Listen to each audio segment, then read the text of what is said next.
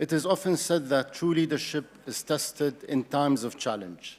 In an era of global uncertainty, economic shifts, and evolving geopolitical landscapes, decisive leadership is more crucial than ever. Today's fireside chat, Leadership in Times of Challenge, will delve into how visionary leaders navigate complexity, foster resilience, and drive sustainable progress. I am honored to have this conversation with His Excellency Masrour Barzani, whose leadership has been instrumental in balancing stability, economic growth, and strategic government administration in Kurdistan. I would like to take this moment as well to commend the leadership of His Excellency Masrour Barzani in navigating Kurdistan through a complex regional landscape while ensuring both economic growth and security. His vision and strategic government administration has strengthened Kurdistan's resilience, fostering an environment where business can thrive, infrastructure can develop, and opportunities can expand. Moderating this session is actually a huge, huge honor for me, because sometimes many people moderate and they don't know the place that they're referring to. I was privileged and honored to visit Kurdistan and to see what you've done, Your Excellency, to your nation and to your people. If you may allow me, first of all, we'd like to hear from you about your strategic vision for your beloved nation. Well, thank you, Abdullah. Thank you very much. I'm very pleased and honored to be here and to come back to Dubai to the World Government Summit. And it's good to see you again. Of course, you've been instrumental in supporting us and helping us as government and also as on a personal level. So I must extend my thanks to the government of the UAE and also to yourself. Of course, no one can do everything alone. I'm very pleased to say and honored that we have a very dedicated staff and people that are working day and night to help us achieve our goals. Of course, like many other nations, many other countries, we have many challenges, but our goal is to move forward, to take care of the problems, make sure that the damages are minimal, and learn from the mistakes, change risks to opportunities, and also try to look at how we can develop our economy, help the political stability, and of course maintain the security that we do have in Kurdistan, which has been instrumental in attracting businesses throughout the world to come to our region. We are trying to solve our political disputes and problems with the federal government in Baghdad, but at the same time look at the opportunities that are available, work closely with the private sector, look at how we can reform the government projects and the agenda that we have for reform in Kurdistan. So far, I can say that we have been successful in achieving many of the goals that we have, but of course, there is a lot that we need to do in the future. Your Excellency, amazing, amazing tips on how to navigate in an ever-changing world. And this is where I think many of us here, including myself, would like to get some lessons and tips on how do you see leadership in managing things delicately, politics, environment, climate change, economic, social, youth, expectations. If you can advise on effective leadership of today, what's required from leaders? Dedication, honesty, determination, resilience.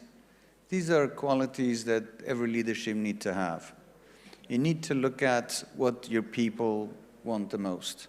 You always have to put people at the center of your agenda, and that's exactly what I did. I looked at our people and see what they need and how we can best serve our people.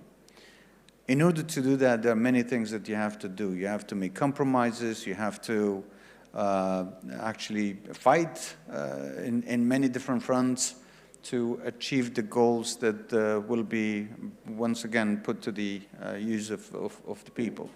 So we've been trying to look at the well-being of people, how we can do this. Of course, expectations are too many. There are always the younger generation that is more motivated, that wants to have a better future. And there's also the older generation that is used to a particular way of life. And you need to also accommodate their needs. Keeping that balance is a bit challenging, but it's not impossible.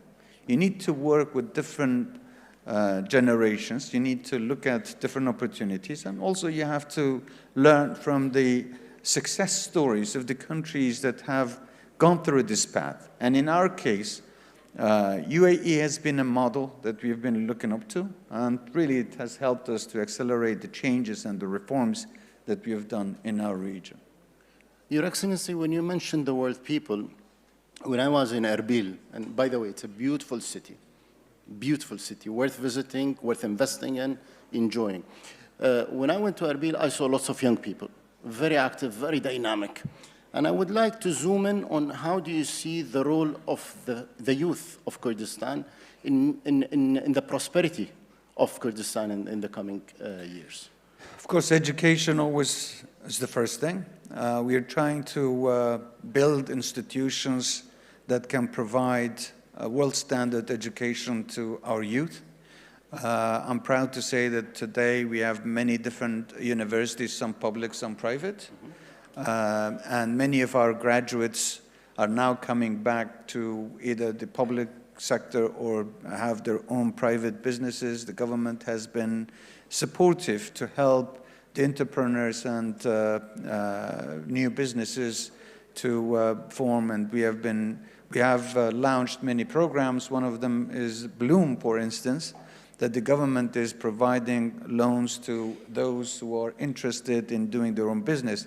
I've met with some of the people that have benefited from this program and the government, and as a result, many others are now looking at the success stories of these young entrepreneurs who have expanded their businesses, who have managed to employ many others, and they're looking at this success story and trying to imitate what they've done in their own ways.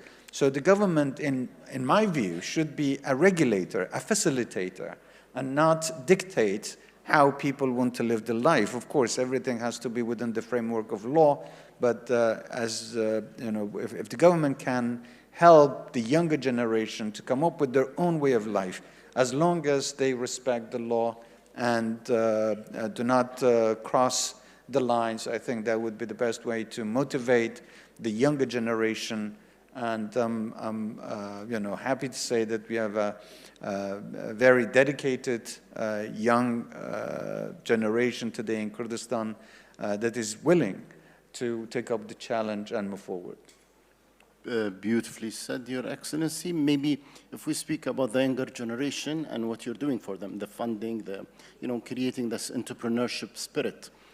I know that you don't forget the large enterprises, the investors from outside. Of course. How do you create this particular diversity within Kurdistan so that you keep an eye on the, you know, big guys coming from abroad, enhancing FDI, keeping in mind that you also want to incubate those younger people from within? You know, we are not trying to exclude any part of, let's say, whether they're major, big corporate, you know, corporations, businesses, or the younger entrepreneurs. We're trying to provide equal opportunities to everyone. As far as for the bigger companies, we have a very attractive law of investment that is trying to attract either local or foreign investors to come and invest in Kurdistan with tax exemptions, with facilitations that they need in order to be able to invest in Kurdistan. Of course, that has also been very helpful in terms of the crisis that we've gone through. There were times of COVID, for instance. There were times of political dispute that we had with the federal government where the budget of Kurdistan was completely cut. What helped us was the private sector. The private sector was the one that actually kept our economy running, and despite all the challenges, we've managed to actually develop and not stop at where we were at the moment. This is going to obviously help some aspects of the economy. But in order to create jobs, you always need to look at the middle class, you always need to look at the entrepreneurs, because these are the ones that are providing the maximum jobs for people who are looking for jobs. And I don't intend to make the government to be the only platform to take employees. And in fact, private sector can help the government to do the reform by reducing the size of the public sector. Talking about private sector and how they deal with the public sector, correct me if I'm wrong, Your Excellency, since you meet lots of them on a daily basis. I heard once from an investor that he doesn't like to deal with government face-to-face or paperwork. He would like everything to be digital. Yes. He would like everything to be transformed and modernized. What's happening in Kurdistan? Is it the same voices coming from the private sector?